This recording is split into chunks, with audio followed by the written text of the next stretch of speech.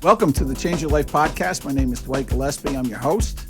I want to welcome you back or welcome you to it. If you'd like to, hit the subscribe button below and like the film, share it with your friends, pass it around, as they say.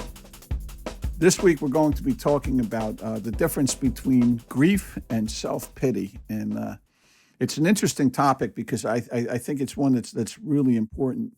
You know, I get asked a lot. I've been through a lot of grief. I've lost a lot of people in my life. And, the first serious loss I suffered was my father. He had committed suicide when I was 18 years old. Years later, I would lose my son and my daughter in a car accident. And I became quite familiar with what grief and loss were all about, you know. So I understand that. And there's a line, I think, what happens, because people say, well, how long should you grieve? And I remember talking to a professional, he was a psychologist, and this was after the kids had passed. And consequently, like the two hardest losses, according to psychologists, the two hardest losses that you can experience is the suicide of a family member and the death of a child. And I have the unfortunate, I don't want to call it a burden because I don't consider myself a victim, but the unfortunate circumstance of experiencing both of those. And now, as I say, there's a difference. Now, you're going to grieve, right? And I remember writing this piece. I did a talk on grief at a conference once.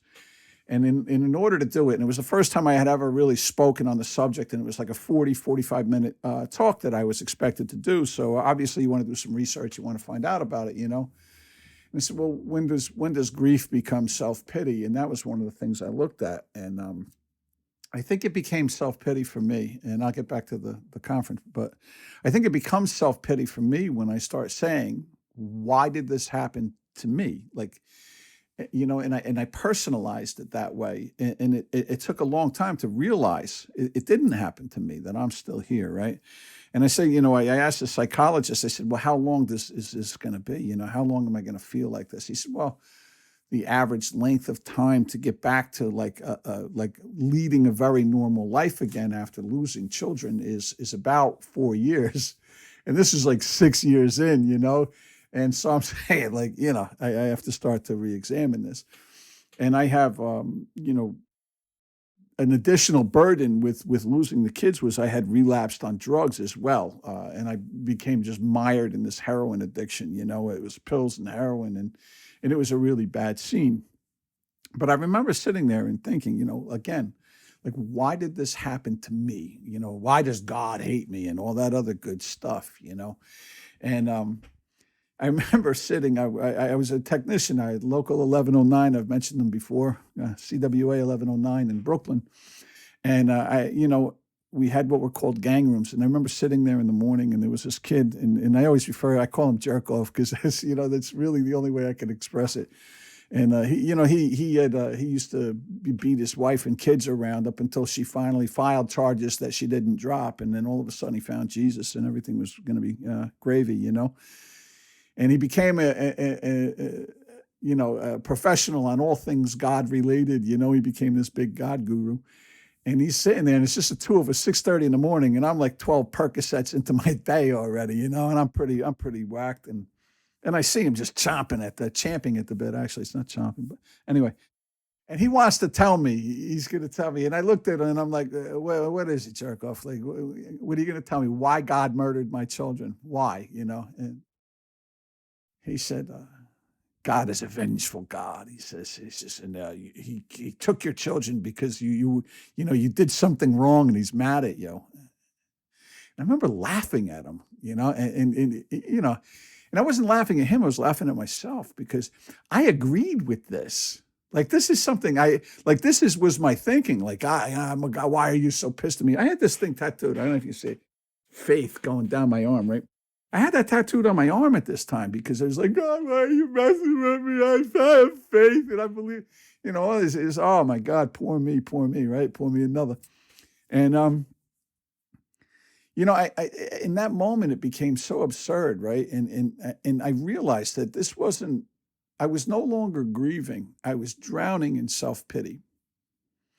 And that's a horrible place to be because that self pity can never be satiated. If you're going to drown it, you can never have enough.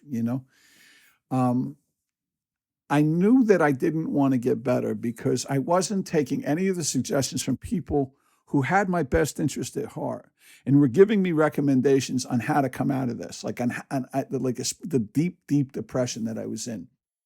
Change your thought, move a muscle, get up, go for a walk, take a shower. I wasn't bathing. Like I bathed, it was like a monthly thing it had become, and I didn't change my underwear, my socks. It was really pretty disgusting. And you could smell me coming from a mile away. I looked and smelled homeless. I had a great union job, but I looked and smelled and acted homeless because I was always high. It was a real mess. So anyway, I got clean, and a couple of years into being clean, I was asked to speak at this conference, and and I said fine because I love to talk. If you want me to come talk to you, I will. You can get that off my website, which is www.dwightgillespieauthor.com. You can get some information on speaking engagements and things there. Um, so I did. I was doing this talk, and I said, I experienced this death of my father, the suicide of my father in 1981, and the kids had died in 2005. And so, you had almost 25 years in between those two horrific events in my life, and I was pissed at God for doing this to me. And as I said, by this time I had realized it didn't happen to me. Like my journey hadn't ended; it was the end of the journey for these particular people. And I had done the math. You can calculate. You go to Wikipedia; it's not hard to do. Like how many people die every year, and okay, it's been 25 years. And I calculated that between my father's death and the death of my kids, there were about 1 billion people who died in that 25 years. There were about 1 billion people who passed away on this earth. And the fact is that every day in the United States, we lose 7,000 people a day, right? On average here in the United States, that's how many people die.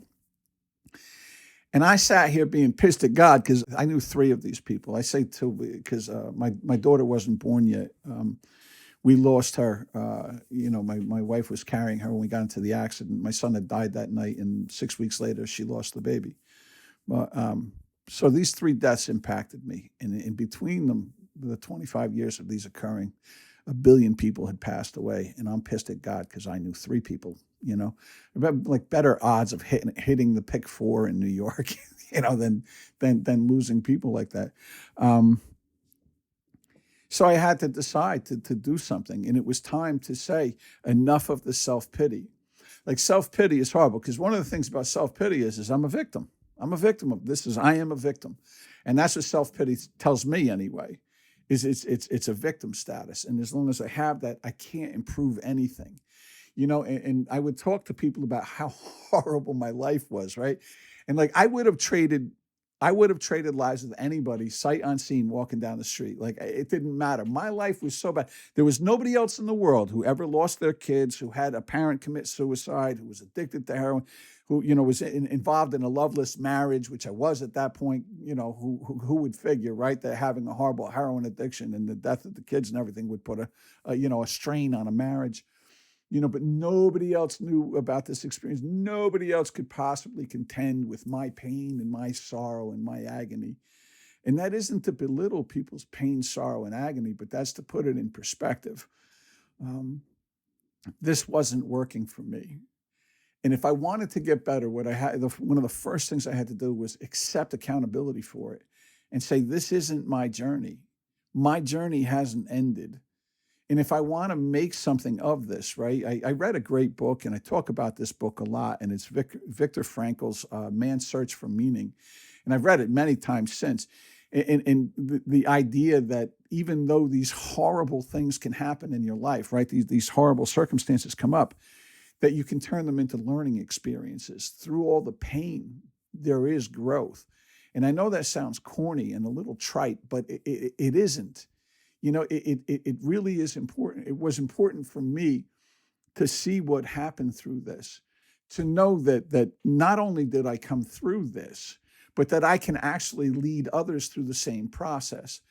That I can tell a parent who is grieving from the loss of their child, and it's a horrendous thing if you cared about your kids at all. And it was just so horrible. My son and I were very close. I loved that kid more than anything, and but I can be that beacon of light for other people, and to get out of that self-pity and to realize when I crossed that line. Because as I said, there is a real grief process and you have to go through it. But to put that burden on your shoulders for the rest of your life is just of no use to anyone. And there comes a point where it's no longer about you. I remember I knew this guy, and I'm going to end it with this. I'm going to tell you this story, and maybe you can relate to it. And I knew him through a recovery group that I belonged to, and I saw he's crying, and I said, well, "What's the matter?" Now, this is a guy at the time, he was maybe 60, in his 60s anyway. My mother died. I said, "Oh, that's too bad. I'm very sorry for your loss. Was it sudden?" Well, no, she's had dementia. For 6 years, she hasn't even known who I am. And I said, well, in my head, and I didn't say anything to him, but in my head, I said, but basically, she's been gone for 6 years. And I realized that he wasn't crying for his loss. He lost her years ago. He was crying for himself and what that meant to him. That person had been gone for years, for 6 years. She didn't know who he was. The mother that he had grown up with had been gone for a long time. And maybe in some instances, and I know I believe it anyway, death can be very merciful, when people are living like that. It's a fear of mine. But that's somebody who obviously had crossed the line very quickly from grief to self-pity, because the grief, as I say, you want this person to be here just so your memory of them is still alive. Anyway, it's food for thought. I think there is a big difference between grief and self-pity, and when it crosses those lines.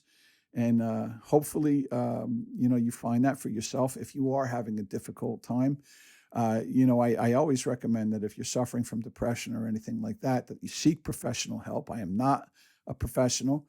I always highly recommend seeking professional counsel. I did, and it helped me immensely. Also, if you're having horrible thoughts, there is the National Suicide Hotline, and we can leave that number down below for you.